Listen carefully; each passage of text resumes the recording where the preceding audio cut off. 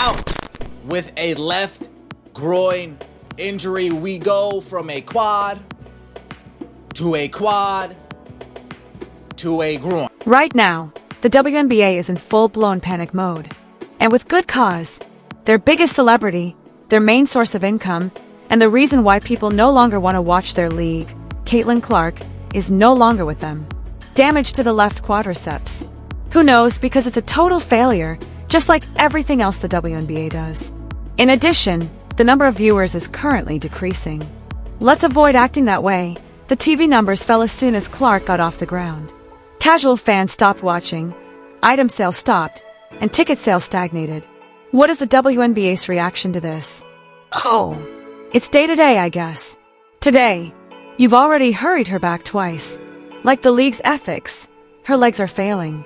The WNBA is once again a niche sport that only a select few are interested in with Caitlin Clark's absence.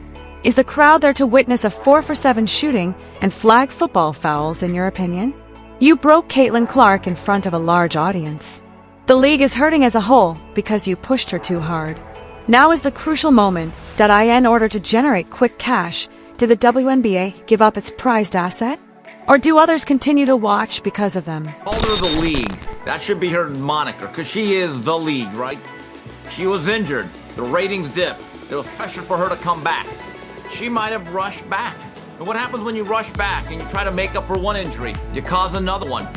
Someone brought this up to me. Goes, Steve, you ever think that the last couple of games she is suffering or ailing physically because she may have come back? We will call it that. Caitlin Clark has not only been harmed but also sacrificed.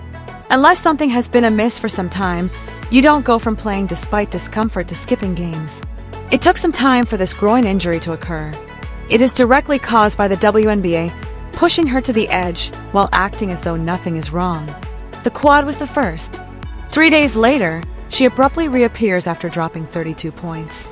Everyone is having a good time. The Fever is running laps of victory.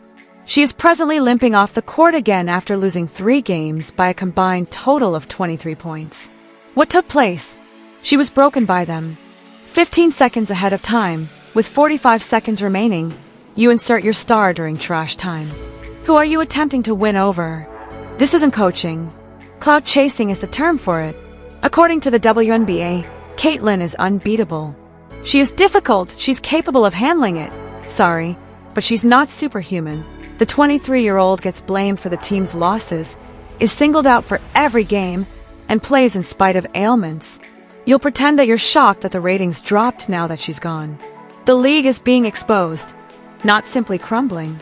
Each and every WNBA front office executive is feverishly trying to figure out how to deal with the product's low sales now that there isn't a single player. Bad. Stephanie White, the head coach of the Indiana Fever, or, maybe more accurately, the Let's Run franchise, started a crusade to bring the team to its knees. According to this woman, late last night, Clark complained of agony. Really? Because you, the person on the sidelines, didn't notice that something was amiss 3 games ago, but Twitter users did. We all have eyes, girl.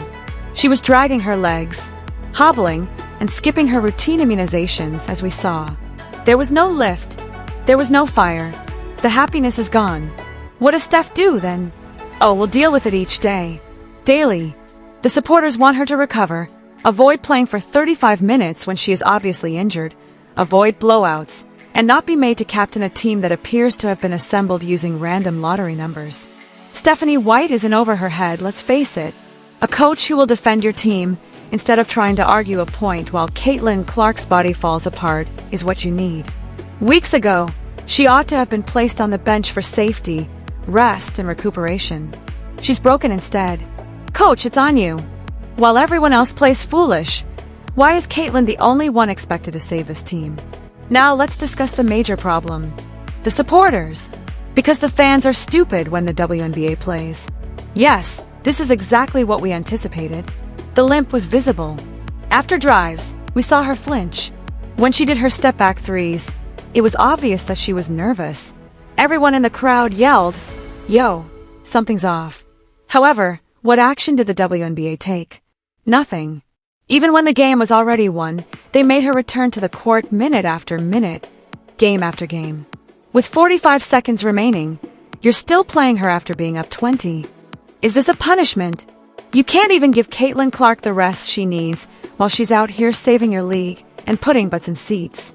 You use her as a prop in your social media posts, but when she breaks down, you appear surprised. That isn't coaching. It isn't supervising. We refer to that as abuse. Guess who's quiet now that she's gone? Last week, the same WNBA executives collected money under her name.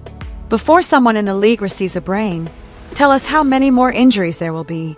Let's state what everyone is thinking, to put it another way. No ratings, no Caitlin. New records were being set by the WNBA. Was the crucial term. The numbers fell when Caitlin Clark did.